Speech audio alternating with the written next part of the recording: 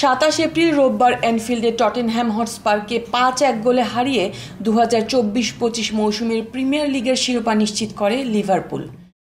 30 বছর পর league title জিতলেও সেই উৎসব খুব একটা পূর্ণতা পায়নি করোনার কারণে। তাই 2025 সালের লিগ শিরোপা নিয়ে লিভারপুলে উচ্ছ্বাস ছিল বেশি, কিন্তু ঠিক কতটা বেশি ছিল সেটা টের পাওয়া গেল শিরোপা নিষ্পত্তির কয়েকটা দিন পর। সেদিন লিভারপুলের শিরোপা জয়ের মুহূর্ত দেখতে অ্যানফিল্ড গ্যালারিতে ছিলেন 60,415 জন দর্শক।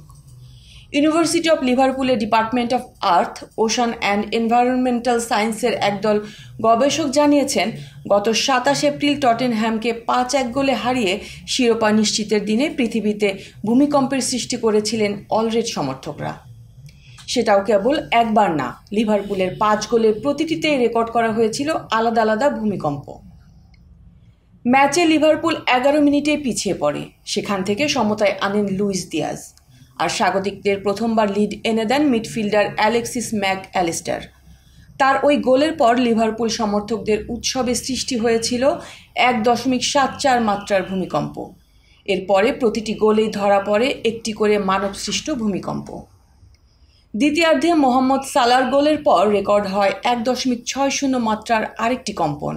এছাড়া ম্যাচে কোডি গাকপোর গোলে 1.03 মাত্রা এবং উদোগির আত্মঘাতী গোলের পর 1.3 মাত্রার ভূমিকম্প রেকর্ড করা হয়েছিল সেদিন। ভূমিকম্পের এই মাত্রা বেশ ক্ষুদ্র হলেও তা খবরের শিরোনামে পরিণত হয়েছে অ্যানফিল্ডে 60,000 লিভারপুল ভক্তদের উল্লাসের কারণে।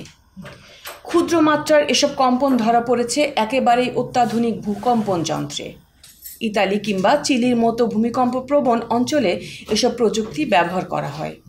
ইউনিভার্সিটি অফ লিভারপুলের অধ্যাপক বেন এডওয়ার্ডসের ভাষ্য, এটি কোনো কাকতালীয় ঘটনা নয়।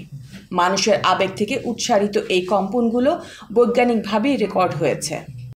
প্রতিটি গোল যেন তৈরি করেছিল একটি ক্ষণিকের ভূমিকম্প। প্রতিটি উল্লাস, প্রতিটি চিৎকার আমাদের পায়ের নিচে একটা ছাপ রেখে দিয়েছে। সম্মিলিত উৎসবের একটা সিসমিক ছাপ ফুটবলের শেষ বাঁশি বাজার পরেও পৃথিবীর ইতিহাসে থেকে যাবে।